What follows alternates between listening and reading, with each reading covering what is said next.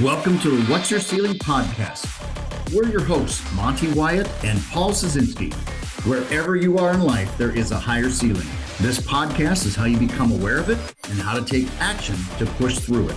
It's time to discover your ceiling. Before we get into this month's episode, here's a short message from Adding Zero's Executive Development. As CEO, you demand performance and results from your team. If you're committed to developing a cohesive, driven organization that achieves successful outcomes every single month, we need to talk.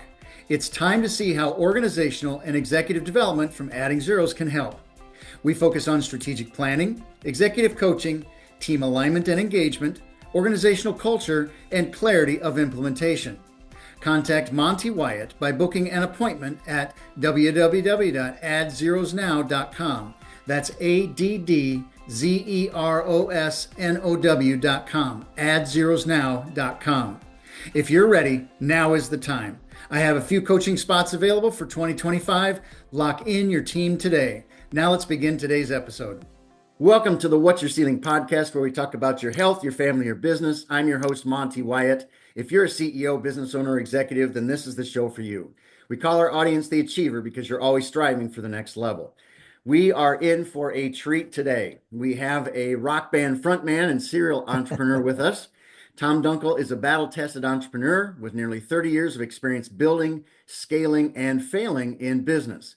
He's built 2 8-figure companies, crashed 6, and raised over $50 million across multiple asset classes. As managing director of Eagle Capital, Tom helps investors grow wealth through operator-backed deals. But business building is still his core focus. From assembling top-tier teams to turning chaos into clarity, he brings strategy to every venture. Off the clock, he's a 8 handicap golfer, a rock band guitarist and frontman, an active supporter of causes from scholarships to veterans. And Tom's mission is very clear: to empower others to build wealth, live fully, and leave a legacy. From Pennsylvania, Tom Dunkel. Tom, welcome to What's Your Ceiling? Hey, Monty, it's great to be with you and all the listeners today. I'm really looking forward to our chat. Yeah, I appreciate you joining us. I'm looking forward to our conversation and hearing your stories of growth, of challenge, of opportunity that you've gone through. Now, before we dive into your story, I always like to start with a brief topic of discussion. And so when I say the phrase scaling and failing, what comes to mind to you? Well, to me, you probably can't do one without the other. Certainly, when you're scaling a business, there's a lot of trap doors, a lot of challenges to battle your way through. I don't think any business out there has ever scaled without having plenty of failure along the way. But we look at those as learning opportunities, right? You learn what you screwed up, and so hopefully you don't do it again. Absolutely. I agree with you totally. It's all about the learning opportunities. And no matter where we are in a company, no matter how many companies we've led, we've got to be learning and have that open-mindedness and Mhm. consciousness of vulnerability and constant learning. So really appreciate you sharing that. You know, you said you've grown a couple companies, you've built companies, you've failed companies. I want to have you start off and share with our audience just a little bit of your journey over the last few years, what all you've done, and then we can dive into a couple of your experiences. Yeah, sounds great. Well, I'm in my late 50s now, so I have trouble being concise. I tend to drag on a little bit, but I'll try to keep it short. But yeah, so I was a business school guy, and then went into corporate world, did mergers and acquisitions in the aerospace industry and a couple other industries along the way. 2006, I ended up getting fired from my corporate finance job at a publicly traded company. And I was a VP, so I had the golden handcuffs, right? I had the juicy salary, and I had the stock options, and this and that. And so it made it challenging, Monty, to find that right time to leave, because I knew I wanted to do something on my own. But I just, I had a wife and young kids at home. So when do you actually pull the trigger and go do that? Well, the trigger was pulled for me. And so 2006, I was like, okay, this is my opportunity. This is the kick in the pants that I needed to finally go out and do my own thing. So, of course, it was 2006. little did I know, starting out to build my real estate empire, I was going to be, faced with the Great Recession a couple years later. So here I am, trying to learn how to be an entrepreneur, trying to lead a team, trying to build a team, learning a new industry, and then I have all the Great Recession things happening and moving against me. So needless to say, it was a challenging stretch of time there. But I was determined to stick it out and make something happen. So I in the after I burned through all of my war chest of cash that I had set aside to try to start my new venture, I'd found distressed mortgage debt. And so this was a nice little niche, kind of within real estate, but it was also kind of financial oriented. So it really matched up well with my background and my interest in real estate. So fast forward to today, that business, U.S. mortgage resolution, my partner Joe and I have generated over $63 million of revenue in that business over that period of time, which isn't too bad for a couple of guys and a couple computers and a few support staff. So the success of that business allowed us to try some other ventures. So we tried hard money lending, which we tried and failed that business twice. Once wasn't good enough. We had to try again and then fail again at it. We were partners in a title company, and that didn't really work out. It was a bad fit with one of the other partners. And then we found our way to short-term rentals, and that's worked out pretty well. I can't say it's been a home run. It's definitely been a solid single of a business. Those are Airbnbs, Verbo kind of properties. And then we also have a self-storage business. So we've purchased about $55 million of self-storage assets since 2019. So, been doing a lot of different things here and there, and some little successes, some one big success, and then a lot of little failures sprinkled in there as well. So you got lot of hands in different jars. And how do you decide where to go in the market? How do you decide where to invest? How do you decide what Mhm. to move forward with? Yeah, great question. So, yeah, I tell people, at the end of the day, I'm an investor myself. So I'm always looking for, what's the best opportunity, especially these days. Like I'm big on capital preservation right now. I'm big on cash flow.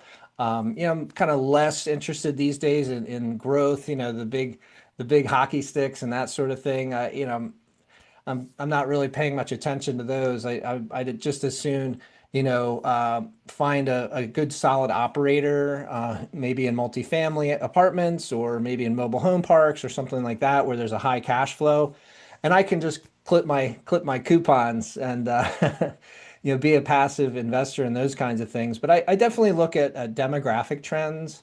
So like mobile home parks I mentioned and multifamily. Well, we have a serious housing affordability crisis in our country right now, and it's only getting worse and worse and worse. So I see mobile home parks as a place where a family can still afford to own their own home. It's in a nice park-like setting, and that kind of thing, and then they can actually raise their family there and have a nice little community to be a part of. And same thing with apartments. Everyone out there needs a roof over their heads.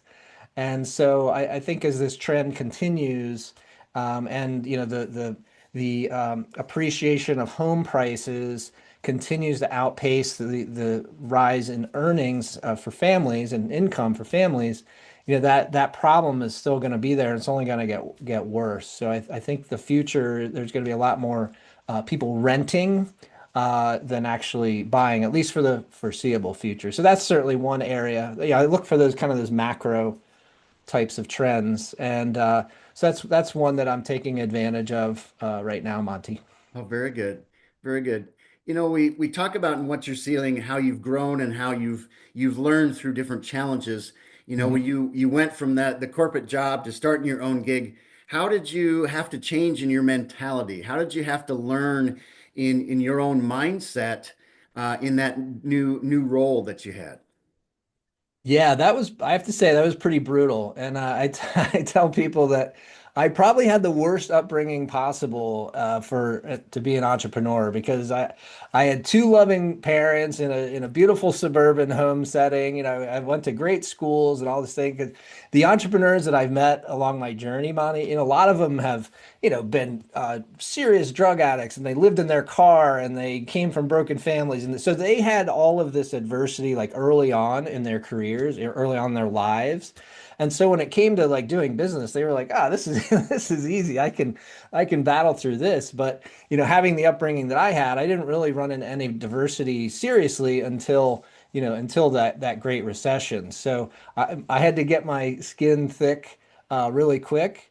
I had to take it upon myself to take that responsibility and keep grinding and keep gritting it out and keep trying to surround myself with the right people, get the education. Now, look, I had great, institutional kinds of education, but I'm talking about like industry education, um, and just mindset education, like you were talking about. So instead of having, college professors and, corporate mentors, now I had a whole new set of mentors. So people like Jim Rohn and Darren Hardy, and I'm a big Joel Osteen fan. You know, these were people who I could listen to, and they've been there. They've been in these difficult situations where things are not going your way, and what do you need to do to dig your way out of it. And at the end of the day, Monty, I think it's just about grit and determination and vision, and just having that mindset that you're just gonna keep going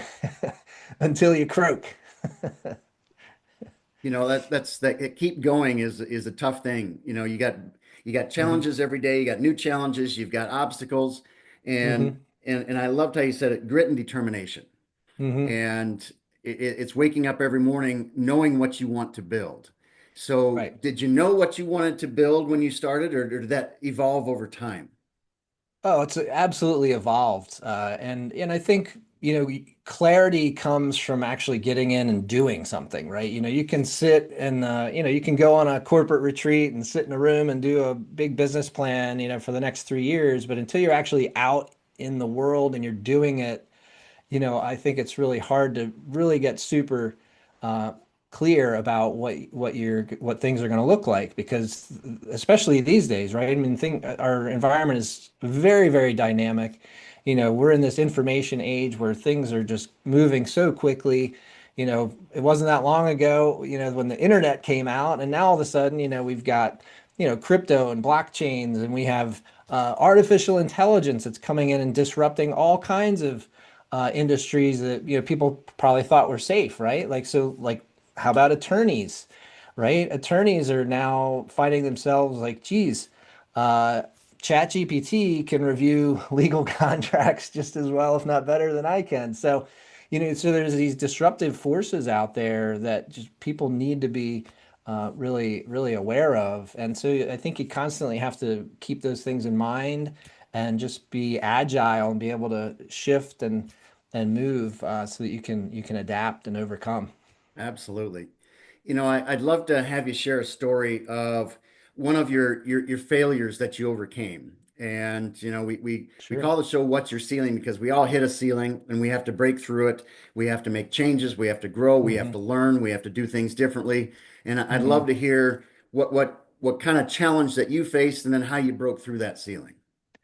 Sure. Wow. Well, there's been there's been so many challenges. It's tough to narrow it down to just one. But I would say, one thing that really made a huge difference in the trajectory of our businesses and of my career was, it kind of goes along with, just kind of sticking with it and grinding it out. So with our distressed mortgage debt business, right? When we started that in 2010, we were buying portfolios of defaulted mortgages from intermediaries, right? So it was myself and my partner, Joe Downs. And, we didn't have tons of capital. We didn't have tons of connections. We didn't have tons of experience. So that put us in a position of having to buy from intermediaries. And so, of course, what does a media intermediary do? Well, they're buying from somebody else and then they're marking it up and then selling to us. So, um, so we had to kind of persist through that time period because we were still, somewhat profitable and we had some good years during that time, maybe leading up to, 2014, 2015, give or take. And then it wasn't until 2018 that maybe 2016, 2017, where actually, just through our determination and networking, we were able to network our way to directly, so we could get a seat at the table directly with the bank that was selling the distressed loans. So now there was no intermediary. We were doing larger trades. We were raising capital to be able to now go do this. And so that was a real game changer for us because when you're now at the table with the bank, we're buying at the best prices, and now we're the intermediary, and we're now selling downstream to people that are buying from us. And so we're making a markup at basically no risk. And so I would say that that was one thing that it was a real game changer.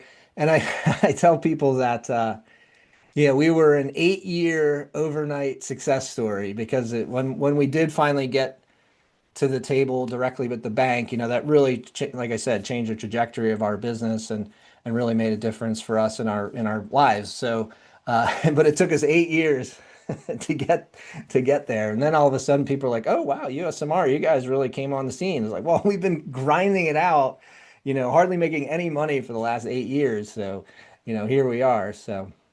What do you think was the biggest turning point that made that happen? What did you do as a strategy? What did you do to push through that?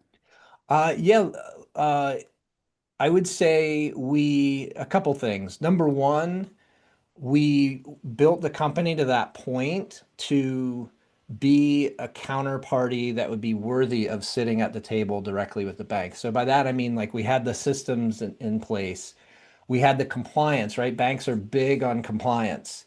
And so we spent money on, making sure we were registered as a debt buyer around the country and we were participating in the industry conferences and, making sure that we were doing everything the right way in that regard. And so when we did finally go to one of these conferences, happened to be in New York City, we met a guy and he knew a guy. And next thing we know, we were able to get that connection directly to the bank that was selling the loans. And it was because we could say to that guy, hey, we're an excellent counterparty. You're the bank that you can put us in front of. They're not going to have any counterparty risk. We're going to minimize their headline risk. We have systems and processes so that we can analyze the portfolio of loans that they're selling so that we probably know better than the bank does what's actually in that portfolio. So we were able to build that credibility and have those discussions with the right people that were able to then get us in front of the other right people. I love that. I want to reinforce something to our audience, the achiever. You said a couple things great there. You had systems and processes in place, Mhm. and to make sure that you were strong, make sure that you were meeting all compliance, and Mhm. then you made connections and built credibility. And Yep. and I think that's a powerful thing that you've got to make sure that you've got systems and processes in place so it is easy to predict the future. It's easy to make things work and efficiencies. And so I'm really Mhm. glad to hear that. I think that's powerful. Yeah. Yeah. It's made a world of difference. Wonderful, wonderful. Mhm. You know, I one of the things that our audience does is they're balancing their personal life and their business life and growing the business. Tell us a little bit about Mhm. how you balance your personal life in growing your business as well and going Mhm. through some of those challenges. How do you maintain that personal and family time? Yeah, that's a great question, and it's something that I've definitely prioritized over the years. I can, proudly say now, my two kids are grown, they're out of the house now. My son's an officer in the Navy, so super proud of him. My daughter's a junior in college, and she's like on dean's list every semester. So, so I think had it not been for had it not been for me getting fired from that job back when my kids were 4 and 2, I would not have been able to coach their teams and be involved with their school and push my son through scouting so he would make it to Eagle and all that stuff. So, I would say, I don't really think of it as balance. I think of it more as integration, because balance is tough, right? Balance can be difficult. I feel like, when the kids were little, my partner Joe and I, because he is young, his kids are even younger than mine at the time, and we would put our kids to bed, and he and I would get on the phone. And we would probably talk from 9 o'clock at night till midnight, and eventually there would be either a dog barking in the background or a kid crying or something. But we just made that time when we could, and then of course sometimes we had to bring our kids to the office, or other times, we would have, unfortunately, sometimes our vacations would be interrupted and that sort of thing. Now, thankfully that was then. And today, we're in a position where we do have a team where I actually can now go on vacation and unplug and, really, recharge. But there's definitely a time there where, you're having to do both things at once. And it's, like I said, it's more, to me, I think of it more of an integration than like a separate, balance kind of thing. Yeah, I love that phrase integration. It's much better than balance because you got to do both at the same time. And especially when you're growing and things are moving fast. So hmm yeah. So you mentioned having a team. Tell hmm us a little bit more about how you find your team. What do you look for, and what do you think are critical components of a good team player? Yeah, I mean that's such an important question.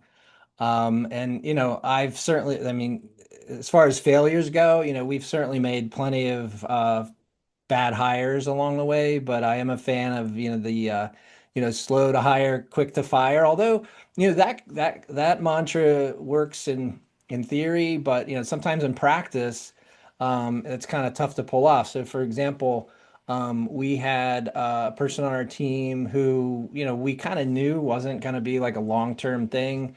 But the nature of the market at that time for new talent was super competitive and super challenging. And so, we had to kind of battle through, with this one person for a longer period of time than we really wanted to, because it took us a while to find that new person. But I think pretty quickly whether someone's ultimately going to be a fit or not. It never gets better than the interview. But for us, getting to the interview is really when things start, because that's your first opportunity, when you're in person, to really get a sense of what that person is like. Because at that point, it's more of like a fit. Because you're not going to have the interview with them if they don't have the skills, at least on paper, that you're looking for. So when you do finally have that in person, I guess Zoom meetings, but in person if possible, it gives you a much better opportunity to get a sense of the fit. Do they get your sense of humor? Do they get the culture, of the company? Are they going to be okay that, maybe I have to leave in the middle of the day to go to my kid's thing, back when the kids were at home, or are they going to, I used to work years ago when I first got out of business school. I actually worked at Ernst and Young, and Ernst and Young had a culture where, it was like who could stay at the office the longest.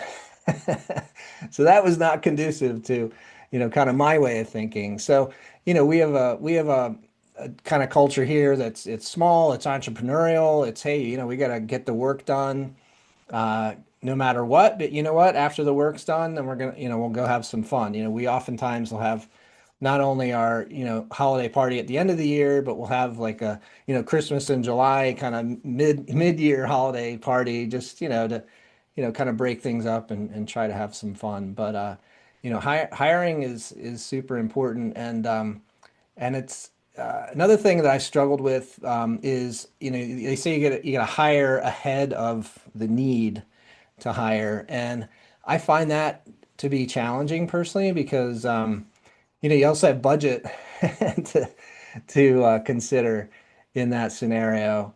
And so if you hire someone too early, or you pay them too much, and then things don't evolve quite the way that you were looking for, then you've kind of wasted money and you've kind of wasted their time a little bit. So I feel like I mean, talk about balance. That's more of a balance in that regard. But yeah, I think ultimately it's more of a fit thing. Like, hey, do I feel comfortable just hanging out with this person socially? Especially if you're in a smaller business. Like I think at our biggest, we were like maybe 12 or so people, including some VAs. So we've never been super big. So when you're that small, right, I think it makes the culture and the fit even more important than if you're a bigger organization. Absolutely. I love some of the traits that you mentioned, being an entrepreneur, being able to think Hmm. of how can we get it done. And Hmm. that to me is what an entrepreneur thinks like. It's how can we make this happen? And Hmm. let's figure it out. Let's find a solution. And you got to have Yeah. that. You got to have a get it done, get the work done attitude. Hmm. You got to fit into the fun culture and social. And I think that's a good to glad you shared that because I think in Hmm. today's world people want to have fun in life, Sure. and you got to balance that in your work life.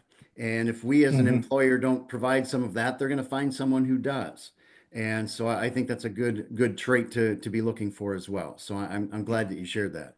Yeah, totally, Monty. And along those lines, you're going to have different ages of people, right? So you have different people, different generations have different ways of approaching work and life and things like that. So you need to be cognizant of that for sure.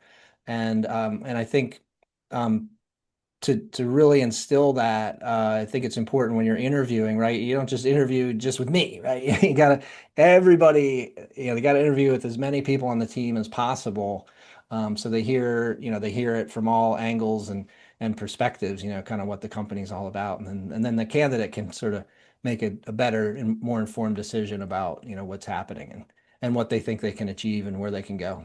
Absolutely. Absolutely. As you've gone through the years and you've continued to grow your business, what are some things that you look back and you said, man, I won't do that again. I want to make sure that I stay away from that action or that decision or that type of activity again. What's a couple examples you might have there? Yeah, yeah. So I actually talk on stage about this a little bit, but to me, there's really three key things, right? So we talked a lot about people, and that's definitely one of them. The other one is niche, right? So you got to find a niche that where you can kind of stand out, right? So if the businesses where we've tried and failed, like I mentioned, hard money lending. Well, we failed at that because hard money lending is extremely competitive. We're here outside Philadelphia, so we're in the Philadelphia market, and yeah, are there tons of rehabs going on? Are there tons of rehabbers that are out there looking for money and so they can rehab and sell these houses? Absolutely, but guess what? There's also a gazillion uh, lenders out there, and so we struggled to find a way to differentiate ourselves because it was so competitive. And some of our competitors were big companies and they had these awesome online platforms, and we were more entrepreneurial and relationship driven. And then COVID hit. And now, like our we had hired a salesperson who was going to go and actually walk the streets of Philadelphia to find the projects that were being built and try to build a relationship with those rehabbers so that maybe the next deal they would look at us for their hard money lending. But it was just so dang competitive. Like we just couldn't make it happen. And then COVID just really uh, threw even a bigger wet blanket on that business. So we decided to kill that. But I think finding a niche where you can really stand out is so important, and that's why like the distressed mortgage debt business is it's very very nuanced, right? And so it allowed us to kind of make a lot of noise even as a smaller company and get noticed even as a smaller company because it is very nichey, what we were doing there. And then same with self storage is a nichey business too, and if you can make a name for yourself there because it's a very very fragmented kind of business kind of industry. So we thought we can make ourselves known there as well. So I think it's important to unless you got amazing branding and marketing. You can throw tons of money at it, and really do well in like a commodity type business. I think you're better off looking for, something that's smaller. That's been for my experience. That's a great insight, is finding that niche in the marketplace that you can Mhm. stand out in, you can do well, you can be profitable That's and right. make a name for yourself. I love that. Hmm. Good. Just looking at yourself over the last number of years, how would you say you're different today than you were 5 years ago? Wow, how am I more different today than I am 5 years ago? Well, I feel like my vision has expanded. I feel like my purpose has expanded, and I share this a lot with people that I, kind of mentor and talk to is, when you're starting out and they say, okay, you got to have a vision. It's like, okay, or, what's your why? And people say, well, I can't tell you how many presentations I've been to where they have a picture of their family up on the screen. They say, oh, this is my why. And that's awesome and that's great and that's wonderful, but that's what they're supposed to be your why, right? You're supposed to be taking care of your family. But what you need to do is you need to go farther. You need to go think bigger. You need to go beyond that. Because yes, 100% take care of your family first, but you need to be thinking about what else can you do beyond that to not to then go from success to significance.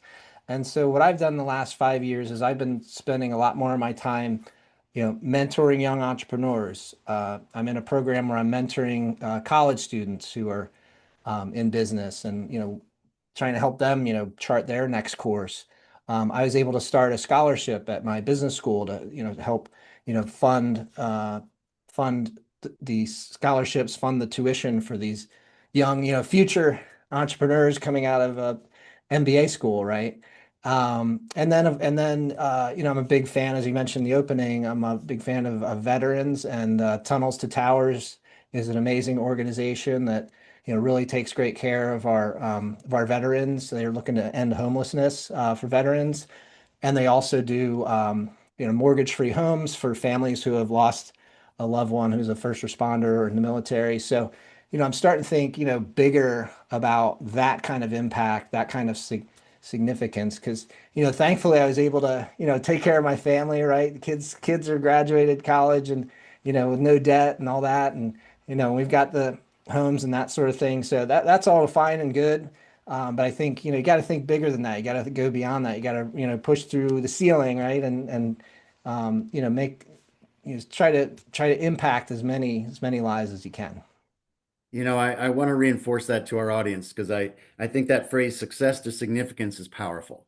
And Mhm. it's almost a maturity in your life and in your Mhm. business career that we go through. We want to have success for ourselves, want to have success for our family, but then the family is off on their own, and it's time to have significance into the world. And so it is That's about right. thinking bigger, and that's a challenge for some people. And that's I really love to hear that that's a big part of what you're Mhm. living for and what your passion is to help Mhm. others. So I really appreciate you sharing that.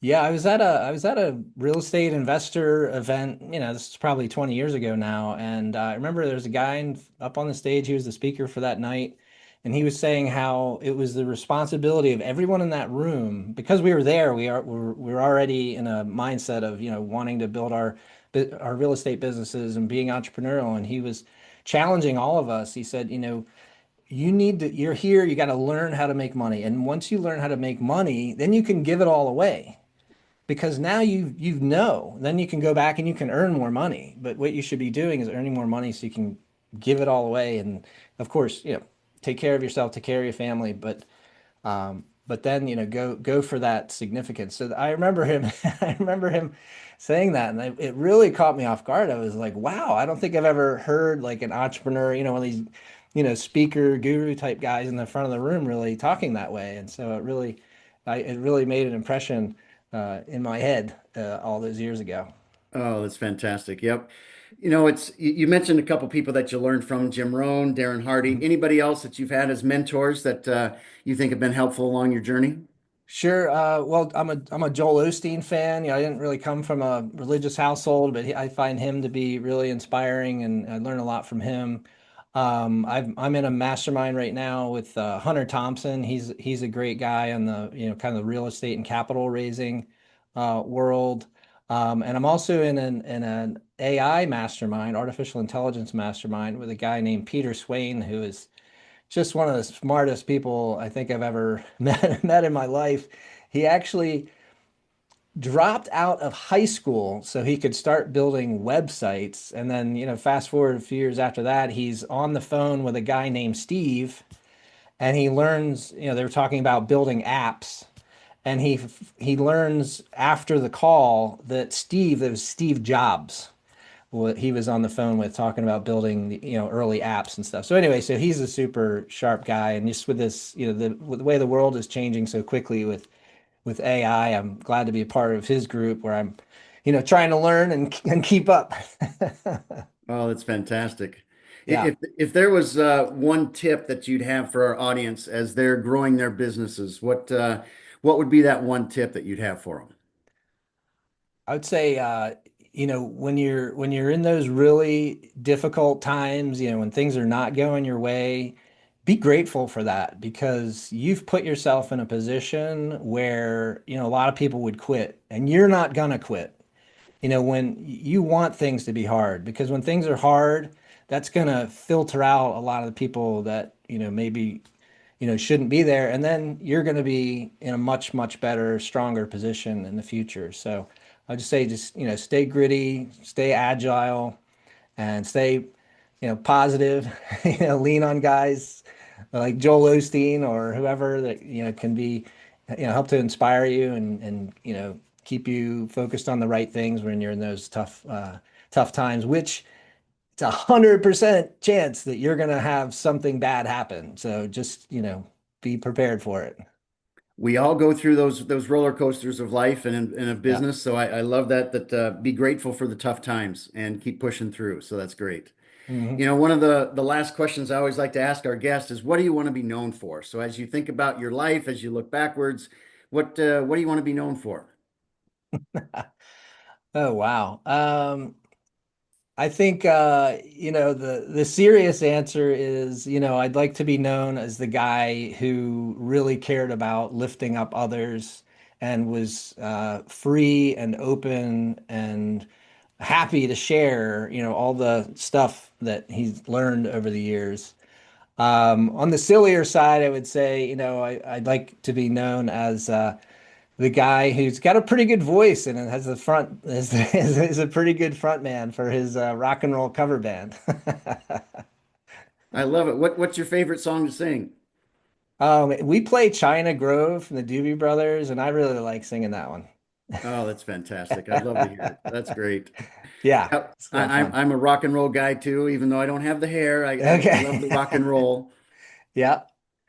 Yep. Yeah, it's been a lot of fun. I started playing music when I was young, and my dad was a piano player, and so it's just always sort of been there. But now, being an empty nester now, I've been able to put a lot more energy into it the last couple of years, and it's been a ton of fun. Oh, that's fantastic. Well, I want to thank you for being on the show, and I want to reinforce a couple of good takeaways that I captured from our conversation. Is number one, you shared surround yourself with the right people. Who are you learning from? You mentioned masterminds, you mentioned coaches, you mentioned others that you're learning from. So always surround yourself Mhm. with the right people and keep learning, and be grateful of the tough times. Uh, Move from success to significance, and Mhm. integrate life. It's not a balance of life, it's integrating life. So Mhm. I want to ask our audience, the achiever, to keep those things in mind as you go back to your day to day and you're instilling growth into your aspect of life and moving forward. So let's keep breaking through our challenges, Mhm. breaking through our ceilings, and keep going to the next level. So, Tom, really appreciate your time today. Any last thoughts for our audience? Thank you, Monty. This has been a blast. Great questions today. I really enjoyed it. I would just say if anyone's interested in learning more about me, you can go to investwitheagle.com, where you can find a copy of my book that I just wrote. The Wealth Builders Playbook just has some fun stories in there and about my journey and how I look at deals and how I look to help my fellow entrepreneurs out there. Wonderful. Tom Dunkel, thank you for joining us. We really appreciate your insight, your time, and your expertise. And to our audience, continue to listen to our episodes, watch our episodes, and continue to like and subscribe to see future shows. So thanks for joining us, and have a wonderful day.